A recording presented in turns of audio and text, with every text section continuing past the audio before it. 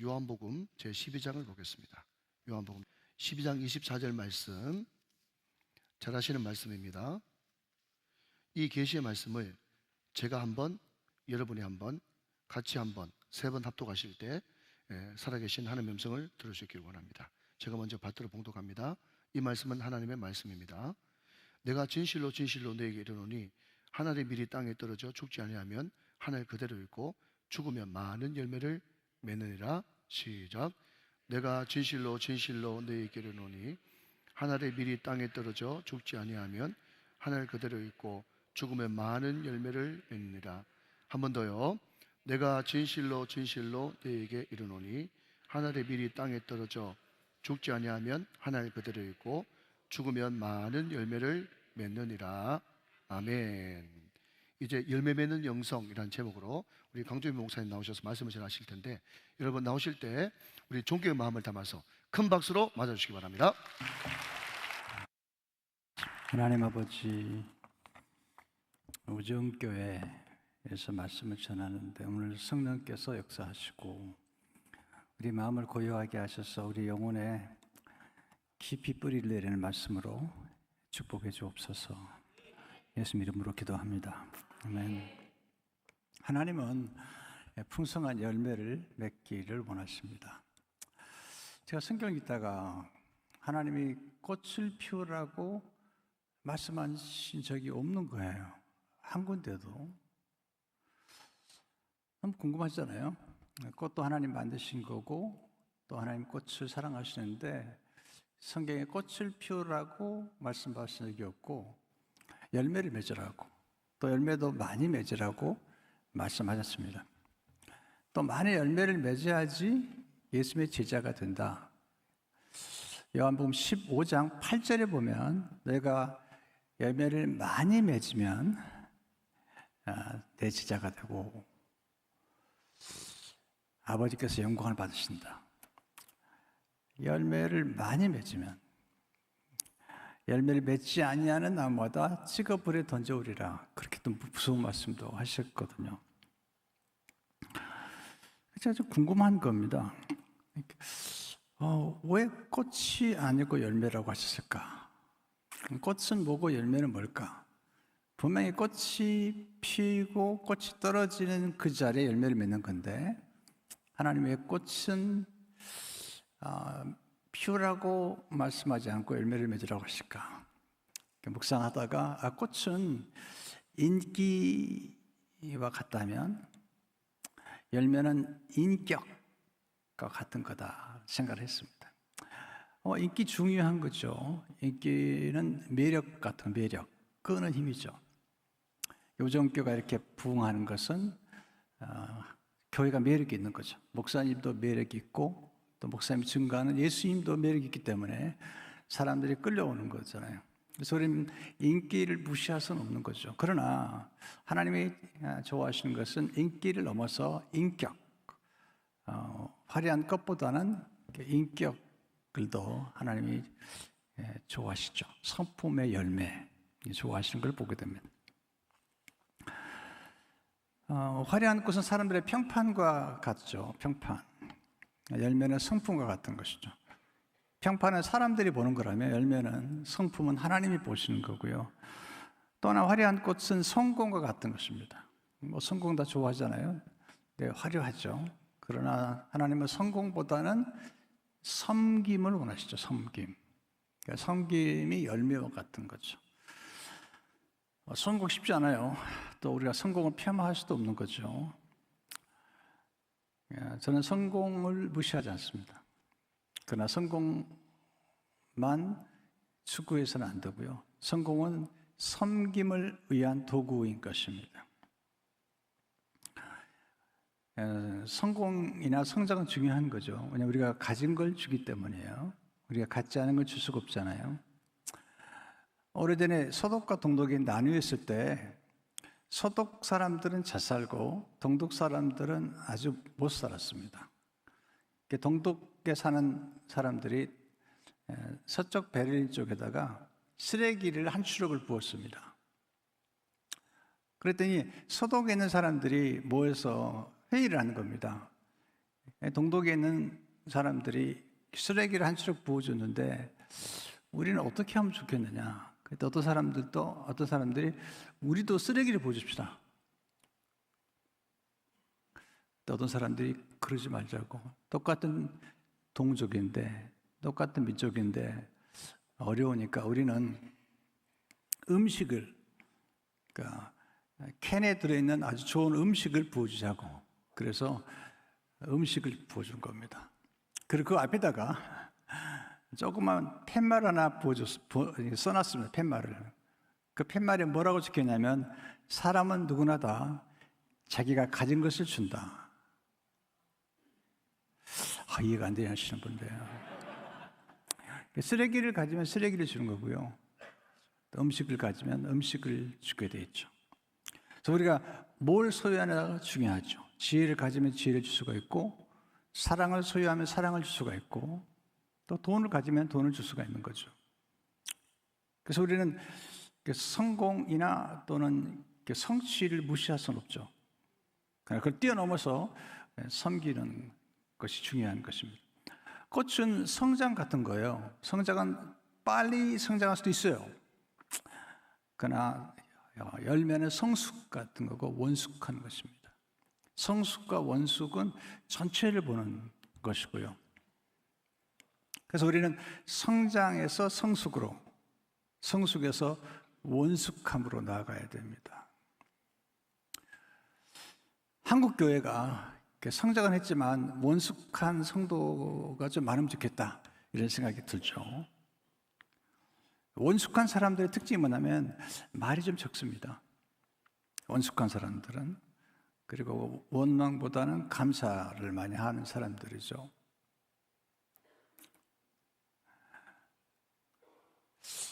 제가 미국 처음 갔을 때 제게 맡겨진 부서가 유치부였습니다. 유치부 아이들을 키우면서 가르치면서 깨달은 게 있습니다. 유치부 아이들은 유치하구나. 그래서 유치부라고 그러는구나. 말이 많아요. 아이들이 시끄럽고. 근데 교회도 마찬가지죠. 유치원 같은 교회가 있습니다. 시끄럽고 말이 많고. 근데 성숙한 교회, 성숙한 어른들은 말이 적어요.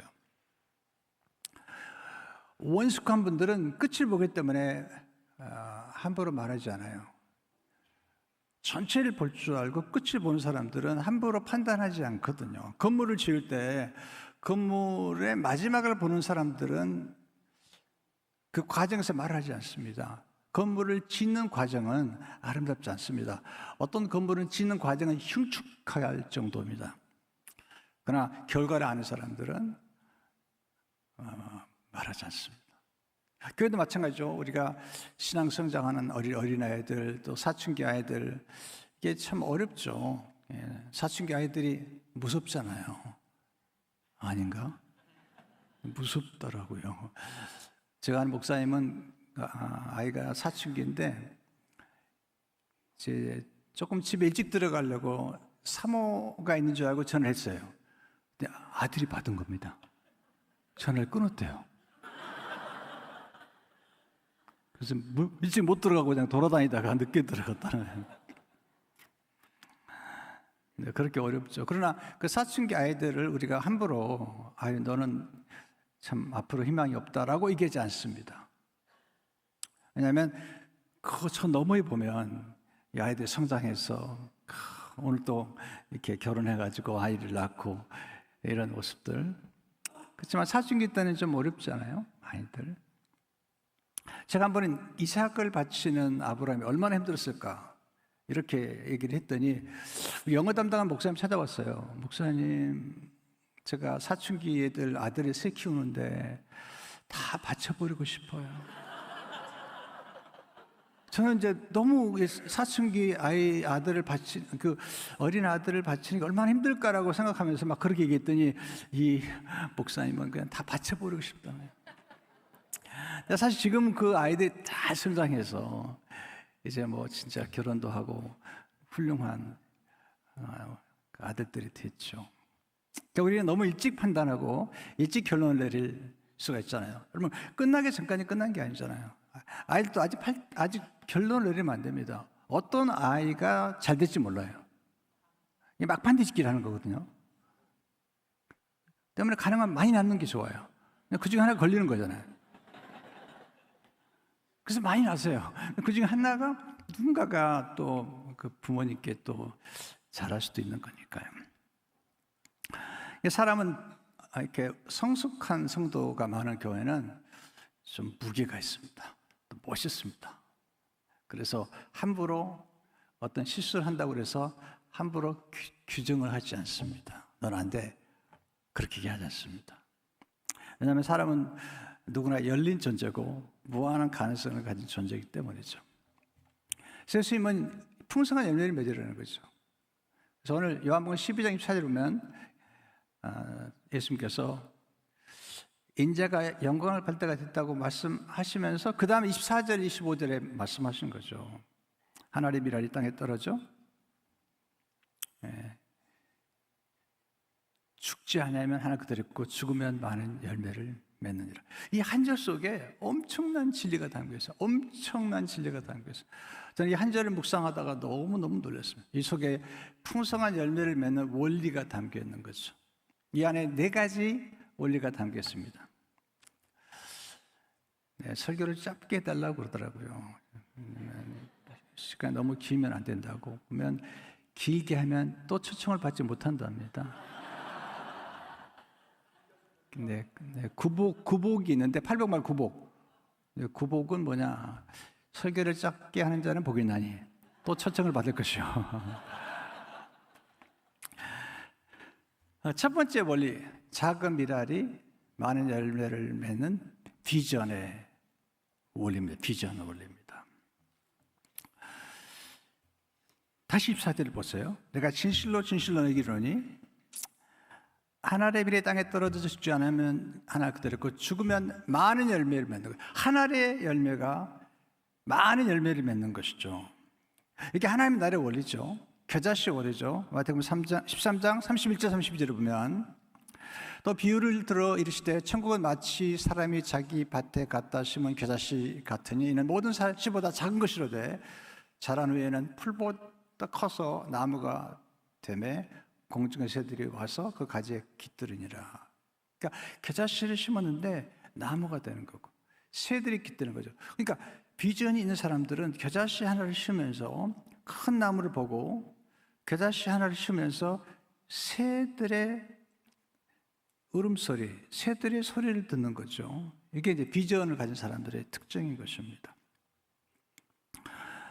성경은 작은 자가 가지고 있는 엄청난 가능성, 엄청난 잠재력, 미래 세대가 가지고 있는 잠재력을 보고 있는 거죠. 그래서 이사야 60장 22절을 보게 되면 그 작은 자가 1000명을 이루겠고 그 약한 자가 강국을 이룰 것입니다. 때가 되면 나 여호와가 속히 이루리라. 이 작은 자가 1000명. 그러니까 어떤 사람이 비전을 가진 사람인가? 작은 자 한 사람을 키우면서 그 사람 속에 1000명을 보는 거죠. 1000명. 그래서 이제 목회자 세미나를 어디를 가든지 하려고 노력을 합니다. 왜냐하면 목회자 한 사람 속에는 보통 4교회가 들어있어요. 4교회. 부목생활도 하고 또 다른 게 옮겨가기 때문에 한 4교회가 들어요. 그러니까 한 목사님만 잘 섬겨드리면 4교회를 섬기는 거예요. 그리고 수많은 사람들을 섬기는 거죠. 그러니까 한 사람 속에 1000명이 있다. 보통 이제 그 장사하는 분들, 사업하는 분들이 얘기를 해요. 한 사람 뒤에는 250명의 지인, 아는 사람이 있다는 거죠. 그러니까 한 사람을 대할 때 그냥 대하면 안 되는 거죠. 이 한 사람 뒤에 있는 250명, 그러니까 한 사람에게 친절하게 하면 250명이 따라오는 거죠. 그러니까 새로운 성도 한 사람이 왔습니다. 그래서 그 새신자 속에는 250명이 있는 거예요. 뭐 250명 더 될 수도 있거든요. 그 정말 한 신자가 들어오면 그 새신자가 사람들이 계속 전도해 오는 거거든요. 마치 감자를 이렇게 캐면 쭉 따라오는 것처럼 어떤 분들은 그렇게 막 수많은 사람들을 전도하는 걸 보게 되죠. 그래서 한 사람 속에 얼마나 놀라운 가능성이 예수님이 그걸 보신 거거든요. 그래서 소자 하나, 그리고 한 생명, 그리고 제자도 뭐 딱 12명. 그 가운데도 3명, 그 중에도 베드로 이렇게 집중해서 키우신 것을 보게 됩니다. 그래서 비전이 중요한 거죠. 야, 우정교회 대단히 좋습니다. 대단히 큽니다. 예. 성도도 크고 목사님도 정말 좋으시고, 예. 또 아멘 한 분들만 축복받으시길 바랍니다. 예. 와, 대단합니다. 근데 보세요. 이 우정교회가 이렇게 건축하는 것을 꿈꾸는 분이 계셨던 거죠. 지금 여러분들은, 지금 들어오는 성도들은, 또 앞으로 들어올 많은 성도들은 그분의 비전, 그분의 헌신, 또 그때 함께 교회를 건축했던 분들의 헌신, 꿈을 꾸는 사람들은 꿈을 위해서 헌신하는 사람들이 있는 거예요. 비전을 보았기 때문에 헌신하는 거죠. 우리는 그래서 그분들을 소중히 여기고 그분들 헌신을 귀히 여겨야 되는 거죠. 우리도 그렇게 꿈을 꾸는 것입니다. 만약에 자녀에 대한 헌신을 한다면, 자녀에 대한 비전을 가진다면 헌신하는 거잖아요. 자녀를 위해서 투자하고 교육에 투자하고 그런 거잖아요. 그러니까 그만큼 비전이 중요한 것입니다. 두 번째, 위에서 아래로 내려오는 겸손의 원리입니다. 한 알의 밀알이 땅에 떨어져. 이것을 만나면 위에서 아래로 내려오는 것입니다. 그러니까 열매를 맺으려면 겸손해야 됩니다. 교만한 사람을 하나님 대적하시고요. 교만하면 열매를 맺을 수 없습니다. 교만한 사람들은 특징이 하나 있습니다. 배우지 않습니다. 겸손한 사람은 잘 배우죠. 겸손이 뭘까? 겸손은 자기를 낮추는 것입니다. 자기를 낮추는 것. 겸손은 아래로 내려가는 것입니다. 겸손은 자기 위치를 아는 것이죠. 자기의 한계를 아는 것입니다. 겸손은 초심을 가꾸는 거예요. 또 하나님을 높이는 것입니다. 체이노라는 작가가 지금은 이제 돌아갔습니다만 그분이 쓴 책 가운데 유림이라는 책에 보면 아주 겸손한 분 얘기를 해요. 그분은 진짜로 대단히 훌륭한 분이다. 높은 산 같은 분이다. 고봉. 높은 산 같은 분인데 얼마나 겸손한지 땅 아래 자기를 감췄다. 그러니까 땅 아래에 있는 높은 산. 이게 겸손하다. 전 그걸 읽으면서 그런 분은 예수님밖에 없다. 예수님은 높은 산이신데 자기를 감췄어요. 땅 아래로. 땅 아래가 산이 있는 거죠. 제가 이 얘기를 했더니 한 선교사님이 목사님 바다 속에 높은 산이 있다는 거예요. 정말 깊은 바닷속에 높은 산이 있다는 거죠. 산은 산인데 자기를 감추는 거예요. 낮추는 거죠. 하나님 보실 때 얼마나 좋겠습니까? 저는 이제 이민자들을 섬기는 사람으로 82년에 미국 가서 지금 44년을 섬깁니다. 근데 가장 어려운 게 뭔지 아십니까? 복을 받았는데 그 복을 지키는 사람들이 많잖아요. 또 복을 키우는 사람도 많잖아요. 또 그 복을 키워서 나누는 사람도 많잖아요. 그럼 어떤 사람이 복을 받아서 또 성공해서 그 성공을 지키고 또 키우고 제일 어려운 거 나눌 수 있겠는가? 겸손한 사람. 겸손이란 그릇이 없이는 하나님 주신 복을 담지 못해요. 그걸 유지를 못해요. 여러분 돈을 아무리 벌어도요 유지 못하는 분이 많아요. 또 벌었다가 한꺼번에 다 망해버려요. 왜? 교만해서. 지혜가 부족해서. 여러분 겸손이 지혜를 낳는 거예요. 교만은 패망의 선봉인 거죠. 그래서 열매를 맺기 위해서, 풍성한 열매를 맺기 위해서는 자기를 낮추고 계속 배우고 성숙해 나가고 이럴 때 우리는 열매를 맺게 됩니다. 세 번째, 땅에 자신을 감추는 은익의 원리. 자기를 감추는 은익의 원리. 보세요. 한 알의 밀알이 땅에 떨어졌습니다. 위에서 아래 내려왔죠.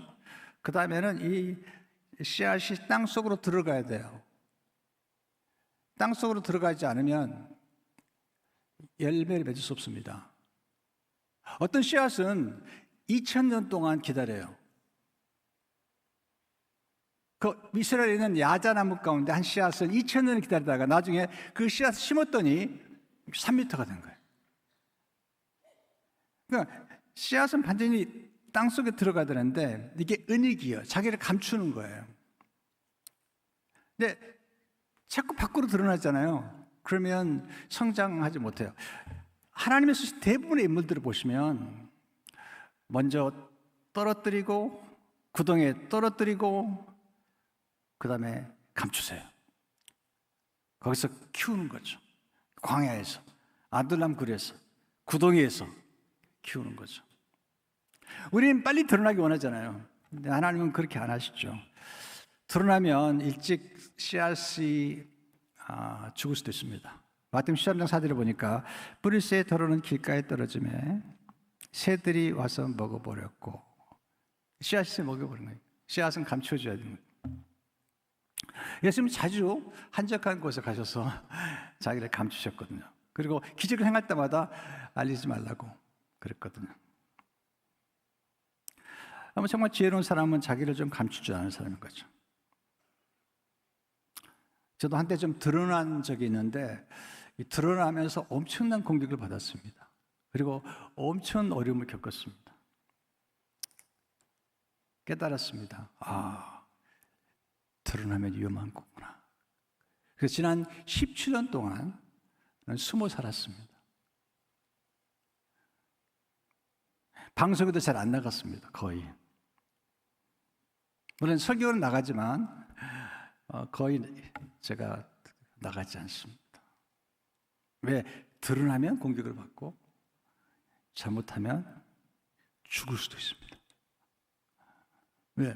새가 와서 먹어버리는 거죠. 물론 언제까지나 계속 감출 수는 없습니다. 요셉도 드러났고 다니엘도 드러났죠. 그러나 그 기간 동안에 정말 큰 인물이 되려면 서두르면 안 되는 거죠. 제가 좋아하는 말 중에 홍자성이가 한 말인데요. 오래 엎드린 새가 높게 날고 빨리 핀 꽃이 먼저 핀 꽃이 빨리 진다. 홍자성 최근담에 나온 말이죠. 오래 엎드린 새가 높게 난다. 저는 더 기도를 많이 하려고 노력을 했어요. 더 새벽 기도를 드렸습니다. 오래 엎드려야 되겠다. 서두르지 말자. 오래 엎드려야지 높이 날 수 있죠. 빨리 핀 꽃은 먼저 지는 거잖아요. 제가 좋아하는 말 중에 중국의 혜니 가운데 한 말이 못생긴 나무가 산을 지킨다는 거예요. 못생긴 나무가. 잘생긴 나무는 나무꾼의 눈에 띄어서 빨리 잘리는 거예요. 근데 못생긴 나무는 나무꾼의 눈에 띄지 않아서 거목이 되는 거예요. 그래서 이렇게 기둥을 하기도 하고 다리가 되는 것입니다. 제가 이제 그 미국에서 보니까 잘생긴 여자들은 전부 라스베이거스에 가 있더라고요. 안 생긴 여자들은 다 교회 와 있더라고요. 와, 그 진짜 안 생긴 여자들은 더 이상 일 안 하겠습니다. 근데 사실 뭐 울산 우정교회 분들은 다 예쁘네요, 보니까. 네. 근데 못생긴 나무가 산을 지켜. 저는요 열등의식이 많았던 사람이에요. 지금은 좀 괜찮아 보여요? 저는 어릴 적에 코가 납작했어요. 우리 어머니가 코가 납작한 분이었어요. 그래서 우리 어머니 코 얘기를 많이 하는데 저를 낳을 때 우리 어머니 마음 소원이었습니다. 우리 아이가 코 납작한 것은 안 닮아야 좋겠다. 근데 뭐 그 어머니 그 아들이죠. 태어나 보니까 코가 납작한 거예요. 그래서 저는 코가 납작한 게 너무 싫더라고요. 그래서 어릴 적에도 그냥 겨울을 좋아했어요. 왜냐하면 겨울에는 마스크를 쓸 수 있으니까. 근데 초등학교 3학년 때 또 철봉을 하다가 떨어져가지고 코가 떨어져 버린 거야. 이게 재수가 없으려니까 또 코가 떨어져가지고 더 납작해져 버린 거죠. 그래서 저는 열등의식이 있었어요. 코가 납작하다. 내 코는 왜 이렇게 납작할까? 그래가지고 저는 목회하면서도요 웃질 않았어요. 왜냐면 웃으면 코가 더 납작해지는 거야. 근데 겨울을 좋아하는 거야, 겨울을. 겨울이 돼야지 마스크. 나는 팬데믹 때 너무 좋더라고요. 막 마스크 쓰니까요. 네, 열등의식이 많았던 사람. 못생긴 나무예요. 제가 못생긴 나무. 못생겼기 때문에 숨어 살았는데 나중에 알고 보니 못생긴 나무에 원조가 있더라고. 예수님이시더라고요. 이사야 53장 2절을 보니까 그는 주 앞에서 자라나기를 연한 순간 그 마른 때 나온 뿌리 같아서 고운 모양도 없고 풍채도 없은즉 우리의 보기에 흠모할 만한 아름다운 것이 없도다. 예수님이 약간 못생긴 나무였던 것 같아요. 물론 지금이야 영광스러운 주님이시지만 여러분 교회는 누가 좋은 신자인가? 못생긴 나무처럼 교회를 지키는 거예요. 나무도 너무 자주 옮겨 다니시면 나무가 자라지 않아요.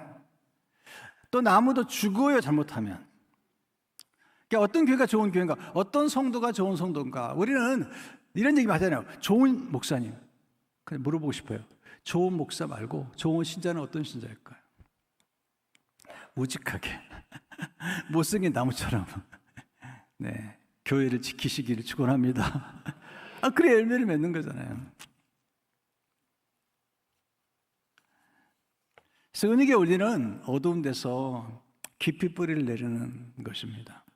또 아래로 성장하고 그리고 어두운 데서 성장하는 것이고 때가 이르니까 자신을 감출 줄 아는 것입니다. 이게 어려운 거거든요. 저도 이 어두움의 시간도 좀 보냈는데 너무 힘들더라고요. 그래서 깨달은 게 하나 있습니다.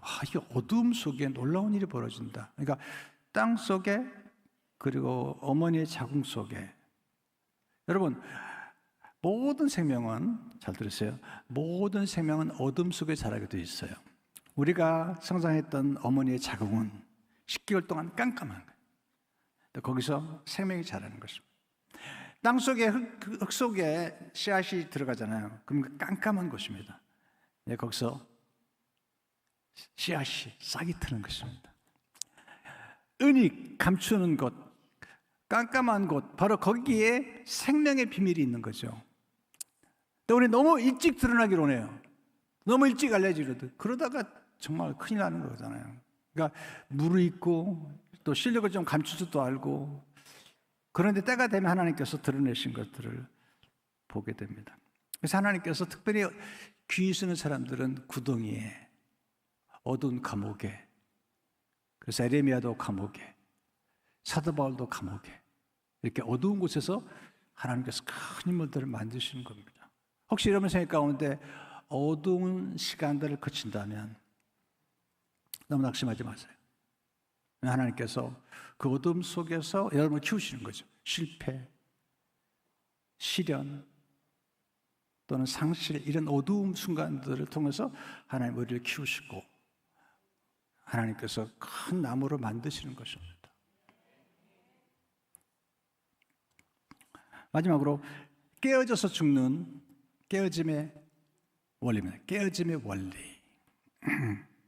다시 한번 24절 25절을 보게 되면 내가 진실로 진실로 너에게 이르노니 한 알의 밀이 땅에 떨어져 죽지 아니하면 하나 그대로고 죽으면 많이 열매를 맺느니라.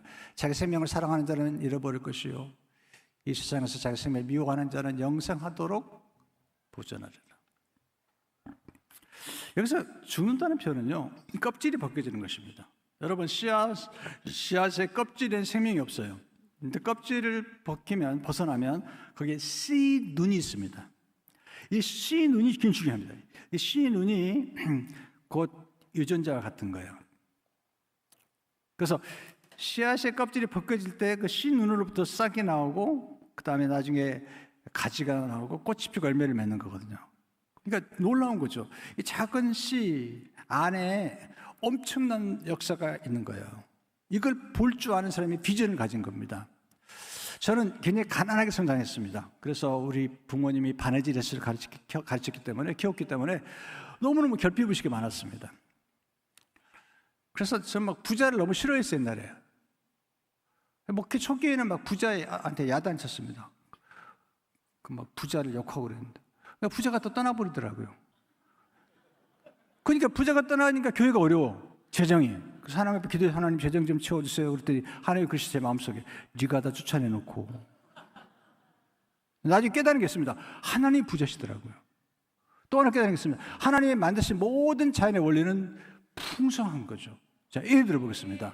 씨앗 하나 속에, 씨앗 하나 속에 180알이 들어있는 거예요. 조그만 감자 하나 속에 60개가 들어있는 거예요. 붕어 한 마리 속에, 붕어 한 마리를 풀어놓으면, 어항에 키우면 3,000개알 낳지만 풀어놓으면 6,000개알 난대요.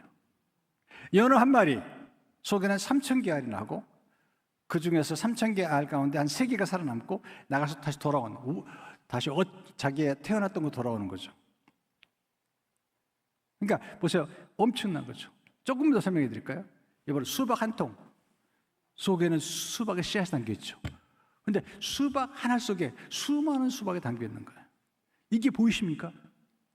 저는 가끔, 전 자주 안 합니다. 요즘은요. 조심해서. 근데 일식집에 가면요, 그 알밥이 나오는 거예요. 와, 알밥 먹고 나면요, 내 아내가 막 생선이 왔다 갔다 하는 것 같아요. 왜? 그 알 속에 생선이 담겼어요. 하나님은 그렇게 풍성하신 하나님이시고, 우리 인간이 탐욕해서 그렇지, 하나님이 만드신 자연 속에 또는 씨앗 속에 또는 바다 속에 엄청난 부요가 담겨 있는 것입니다. 그래서 풍부의식을 갖기 시작했습니다. 의식이 바뀌기 시작했죠.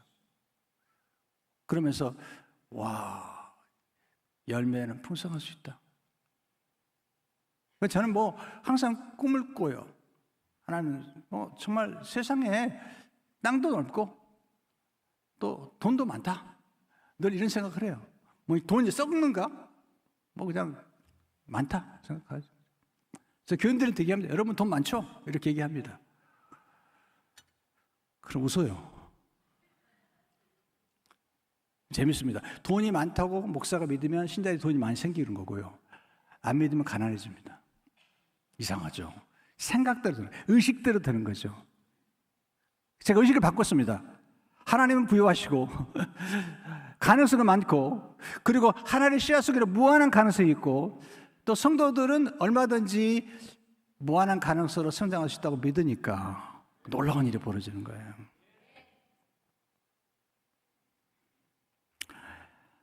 땅 얘기를 왜 하셔가지고 그렇게. 제가 처음 교회를 개척했을 때는요, 파킹장을 위해서 기도하지 않았거든요. 그래서 교회당을 구입했는데 파킹장이 8대밖에 안 되는 거야. 8대밖에 안 되는 거야. 고생 얼마나 했나 몰라요. 그 다음 교회 가가지고 교회가 계속 부흥하는 거예요. 그래서 파킹장 좀 살려다가 교회 문제가 생겼습니다. 그 교회를 나와가지고 새로 개척했는데, 하나님이 역사하셔서 3년 만에 땅을 사게 된 거죠. 근데 놀라워, 아주 싸게 하나님 땅을 주셨어요.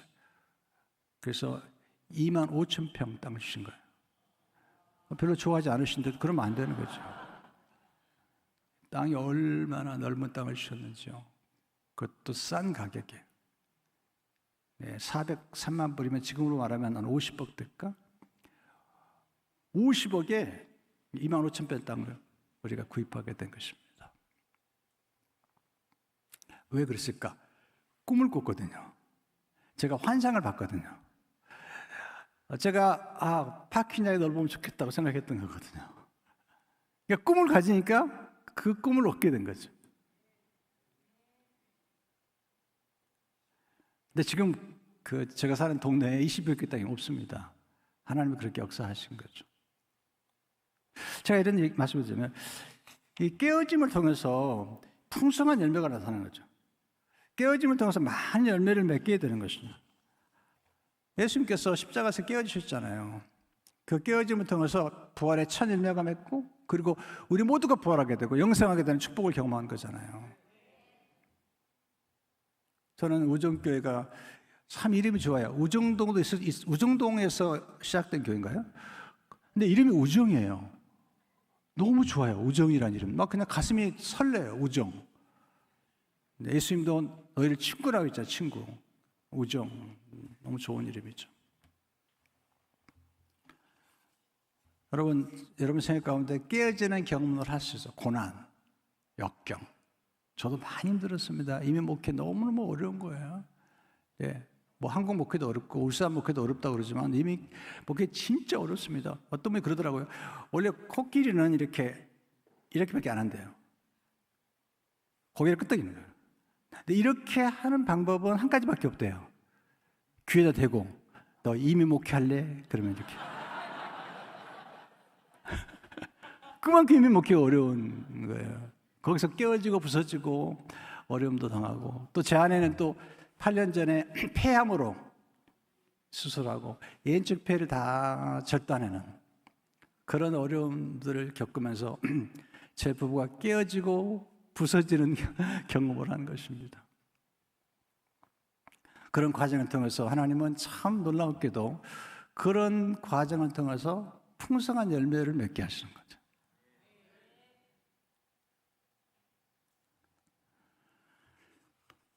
제가 오래전에 읽은 이야기 하나 하고 마치려고 그래요.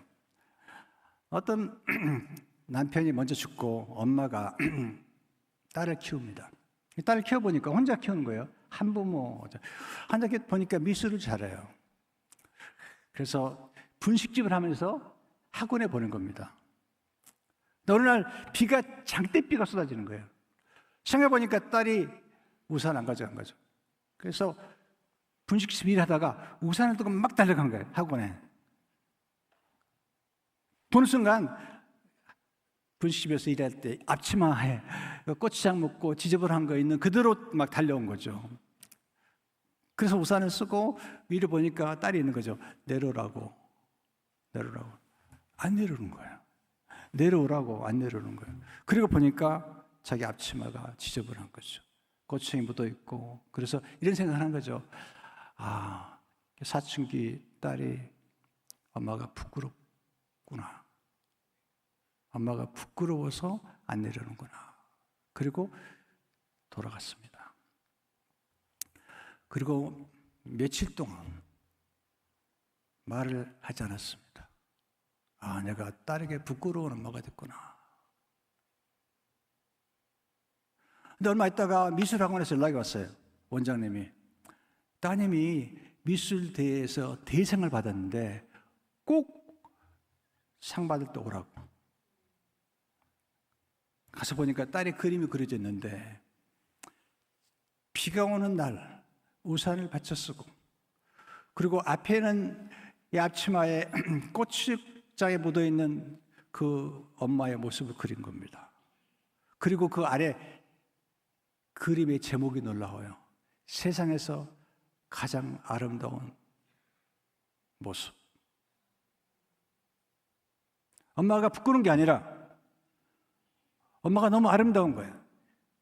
자기를 위해서 희생하는 엄마, 자기를 위해서 정말 몸에 고추장을 발라가면서 망가진 엄마가 얼마나 아름다운지 그 그림에 영감이 떠올라서 딸이 안 내려왔던 거죠.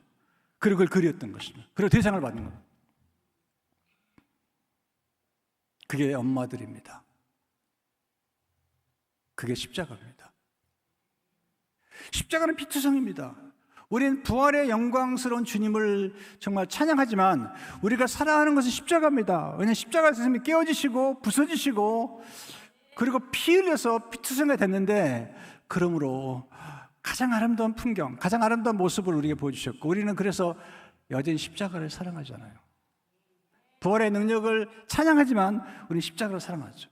거대 십자가로 돌아. 왜냐하면 그 십자가에 살린 피로 예수님이 우리를 용서하셨고 우리에게 부활의 영광을 주셨고 풍성한 열매를 주셨기 때문인 것입니다.